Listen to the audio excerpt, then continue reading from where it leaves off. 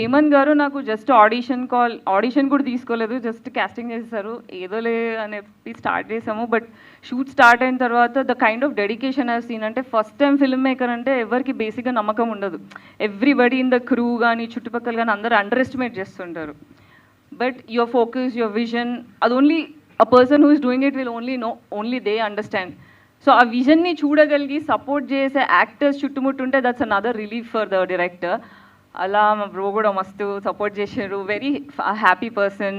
It was very amazing working with you. It was an amazing experience. అంటే ఏదో cinema చేద్దాం లేదు, మొత్తం స్టోరీ కూడా లేదు ఫర్ అ ఫ్యాక్ట్ సినిమా నేను ఒప్పుకున్నప్పుడు. బట్ దెన్ సినిమా చేస్తున్న కొద్దీ ఐ థరోలీ ఎంజాయ్డ్. మా హీరోయిన్ రాలేదు ఇవాళ, I miss her. So she also became my very close friend. చాలా బాండ్ షేర్ చేసుకున్నాం. మెల్లిమెల్లిగా వీ గ్రూ వెరీ మంచి ఫ్రెండ్షిప్ ఎస్టాబ్లిష్ అయింది.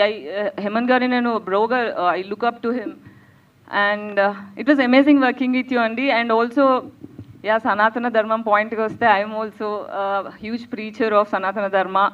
ధర్మం కోసం నిల్చోవడానికి ఎప్పుడు అడ్వకేట్ చేస్తుంటాను. ధర్మం అంటే దేవుడు ఒక్కడే కాదు, ధర్మం అంటే కష్టం వచ్చిన ప్రతిసారి నిల్చోవడానికి, గొంతెత్తడానికి, నాకు లాభం ఉన్నా లేకున్నా అక్కడ నా అవసరం ఉంది, ధర్మం కొద్ది పోరాటగలుగుతా అంటే బాధ్యతగా నేను అక్కడ ఉంటాను. దానికి నన్ను చాలామంది ప్రేమిస్తారు, హేట్ చేస్తారు, అది secondary. But yeah, thank you so much. ఈ సినిమా సక్సెస్ అవ్వాలని, బాక్స్ ఆఫీస్ బద్దలు కొట్టి ఫుల్ డబ్బులు రావాలని, ఇంకా చాలా సినిమాలు చేయాలని, అందులో నన్ను మళ్ళీ క్యాచ్ చేసుకోవాలని కోరుకుంటున్నాను. Thank you so much.